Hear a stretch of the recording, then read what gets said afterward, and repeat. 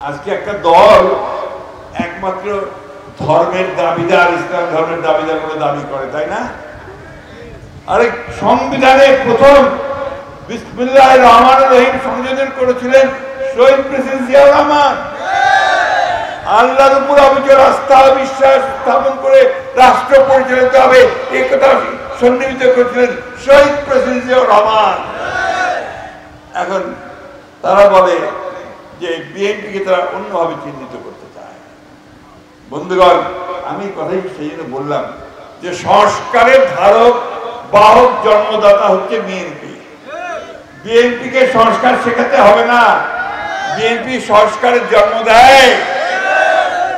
একইভাবে দেখেন এই 31 দফার মধ্য দিয়ে আজকে আমরা নতুন করে মানুষের মধ্যে নতুন আশা জাগিয়ে তুলছি। তারেক রহমান সাহেব তরুণদের জন্য, যুবকদের জন্য, মহিলাদের জন্য ওই 31 দফার মধ্যে এমন কতগুলো বিষয় নিয়ে এসছেন যা বাংলাদেশের ভাগ্য পরিবর্তন করে দেবে। আজকে আমরা কেউ কি জানি যে আমাদের এই যে তরুণ ছেলেরা বেশিরভাগ বেকার, তাই না? চাকরি নাই, বাকি নাই, ব্যবসা বাণিজ্যের সুযোগ নাই, তাই না? এটাকেও কিন্তু অ্যাড্রেস করে আমাদের তারেক রহমান সাহেব 31 দফার মধ্যে নিয়ে এসেছেন। সেখানে তিনি বলেছেন কিভাবে তিনি তরুণদের জন্য 1 কোটি চাকুরির ব্যবস্থা করবেন, ঘোষণা দিয়েছেন তিনি। কিভাবে করবেন তার সমস্ত ব্যবস্থা তৈরি করা হচ্ছে, তার সমস্ত যে সমস্ত কি পদ্ধতি করা হবে সেগুলো করা হচ্ছে। কৃষিতে, শিল্পে, বিনিয়োগে, বিভিন্নভাবে প্রতিটি জায়গায় আমরা কি করে নতুন করে আমাদের সন্তানদের জন্য নতুন সংস্থান তৈরি করবো সেই ব্যবস্থা তৈরি করছে।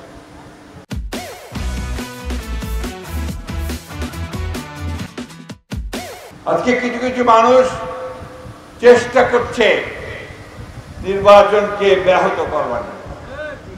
আপনারা জানেন যে অনেক চেষ্টা হয়েছে আগে, এরপরে লন্ডনে একটা বৈঠক হয়েছে। সেই বৈঠকে আমাদের নেতা তারেক রহমান সাহেবের সঙ্গে উপদেষ্টা মন্ডলীর প্রধান প্রফেসর ইউনূসের সঙ্গে একটা বৈঠক হয়েছে। সেই বৈঠকে নির্ধারণ হয়েছে যে আগামী বছর 26-এ অর্থাৎ আর 4 মাস পর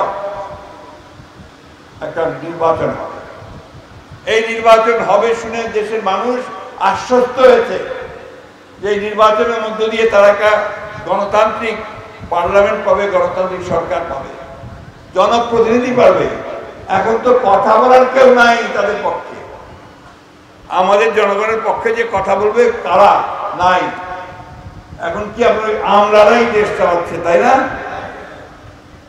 ওই যে পাড়ায় সেক্রেটারিয়েটে বড় বড় সেক্রেটারি, অ্যাডিশনাল সেক্রেটারি ওরা সব বসে আছেন, আপনাদের এখানে ডিসি, এসপি, ইউএনও সাহেবরা, তারা না? তো জনপ্রতিনিধিরা কই? ওই নির্বাচনের মধ্য দিয়ে জনপ্রতিনিধিরা সামনে আসবেন, আপনারা সামনে আসবেন। আমাদের দাবি তো একটাই যে আমরা 15 বছর লড়াই করেছি শুধু এই গণতন্ত্রে ফিরে যাওয়ার জন্য। দেশের মালিক জনগণ, সেই জনগণের ক্ষমতা জনগণকে ফিরিয়ে দেওয়ার জন্য। বন্ধুগণ, তার জন্য আমরা ত্যাগ স্বীকার কম করিনি। আমাদের নেত্রী দেশনেত্রী বেগম খালেদা জিয়া 6 বছর কারাগারের অন্তরালে থেকেছেন। আমাদের নেতা এখন পর্যন্ত তিনি বিদেশে অবস্থান করছেন 18 বছর ধরে। আমাদের 60 লক্ষ মানুষের বিরুদ্ধে মিথ্যা মামলা দেওয়া হয়েছে। কি ভুল বলছি নাকি? প্রায় 20,000 মানুষকে হত্যা করা হয়েছে।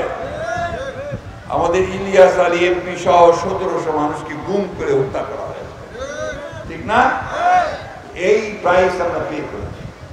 আজকে সেই জন্য আমরা দেশে আমাদের একমাত্র লক্ষ্য, একমাত্র কথা, আমরা গণতন্ত্র ফেরত চাই, আমরা নির্বাচিত পার্লামেন্ট চাই এবং আমরা নিরপেক্ষ নির্বাচনের মধ্য দিয়ে সেটা চাই। খুব পরিষ্কার করে বলে দিতে চাই এই সরকারকে, এই অন্তর্বর্তী সরকারকে, যে আপনি শতভাগ নিরপেক্ষ থাকবেন।